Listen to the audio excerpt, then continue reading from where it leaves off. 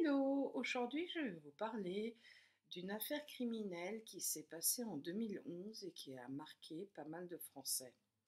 Mais avant toute chose, je voulais remercier les nouveaux abonnés de vous être abonnés à ma chaîne et merci pour les commentaires encourageants car ça m'a fait plaisir. Aujourd'hui donc nous partons en France, à Nantes, dans une petite commune de Pornic.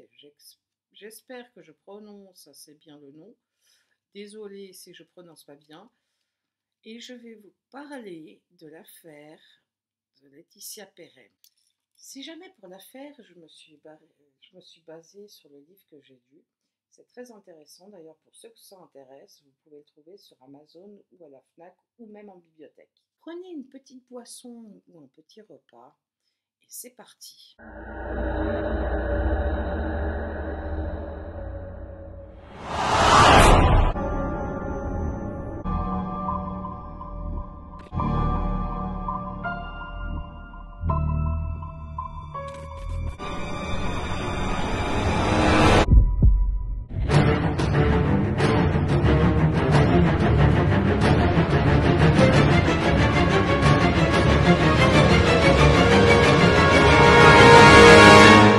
Laetitia est née le 4 mai 1992 à Nantes.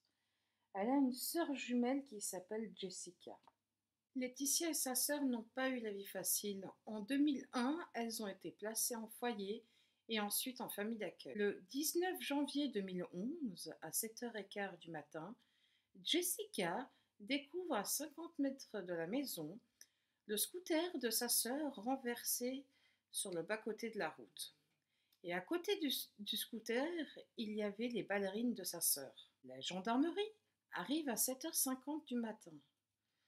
Il pense à un accident et lance ses recherches quasiment tout de suite. Il fouille les forêts, les buissons, les petits chemins, mais aucune trace de Laetitia. Même avec les chiens renifleurs, ça ne donne rien. Les gendarmes décident donc d'interroger les familles, enfin la famille, les amis et les collègues de Laetitia pour savoir ce qu'elle a fait dans la nuit du 18 au 19 janvier 2011 et qui l'aurait vue en dernier. Et un ouvrier logé dans un hôtel de Nantes où travaillait Laetitia dira aux policiers que dans la soirée du 18 au 19 janvier vers 1h du matin, il a aperçu Laetitia avec un homme qui était dans une voiture Peugeot 106 blanche. Elle était en train de discuter avec cet homme et donc la dernière personne à avoir vu Laetitia. Grâce à d'autres témoignages, les gendarmes ont enfin le nom de cet homme. Et cet homme, il s'agit de Tony Meillon. Tony Meillon est né le 14 août 1979. Il est ferrailleur et bien connu des services de police. Il a été condamné à 13 reprises pour des délits et crimes entre 1996 et 2009. Le 20 janvier 2011, Tony est arrêté et placé en garde à vue. Les enquêteurs découvrent dans la voiture de Tony du sang de Laetitia dans le coffre. Et sur le natel de Tony, les enquêteurs découvrent aussi des photos de Laetitia. Mais malgré tout ça, Tony nie son implication. Mais le 1er février 2011, grâce au témoignage de l'ex-petite amie de Tony, qui révèle l'endroit où Tony aime pêcher, les plongeurs retrouvent dans l'étang le trou bleu situé à Lavaux-sur-Loire, la tête et d'autres membres du corps scié de Laetitia. Mais le tronc de Laetitia est manquant. Suite à cette découverte, Tony avoue enfin aux gendarmes que dans la nuit du 18 au 19 janvier 2011, il a invité Laetitia à boire des verres dans plusieurs bars différents et qu'ensuite ils sont allés dans sa caravane où là-bas il l'incite encore à boire, à fumer du shit et à prendre de la cocaïne.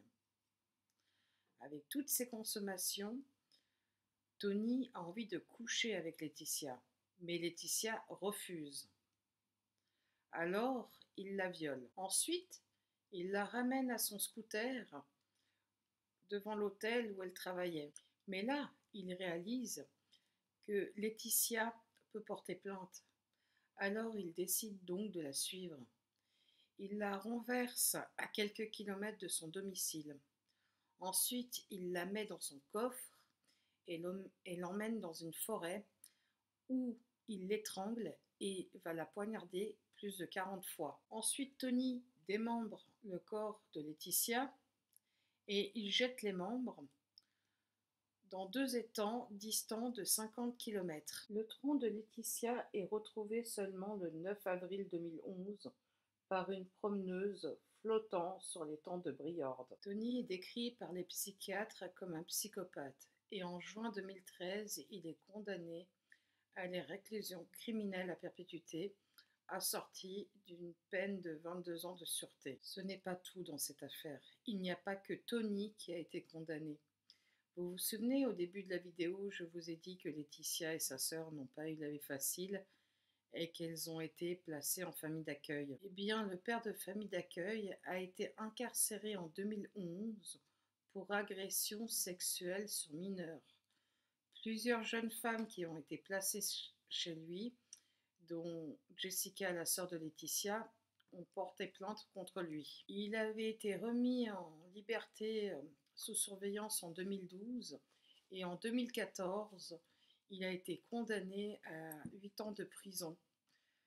On ne sait pas s'il a agressé sexuellement Laetitia, mais il est fort possible. Voilà, cette vidéo touche à sa fin. Je sais qu'elle n'est pas très longue. J'essaierai de faire une plus longue la prochaine fois, mais c'est quand même du boulot. Et moi, je vous propose un petit jeu concours. N'hésitez pas à mettre dans les commentaires une affaire dont vous voulez que je traite et je tirerai au sort. Je fais ça aussi pour vous faire plaisir, comme je commence à avoir plusieurs abonnés. Et si cette vidéo vous a plu, n'hésitez pas à mettre un petit pouce bleu et à vous abonner à ma chaîne. Et moi, je vous dis à la prochaine et je vous souhaite une bonne soirée.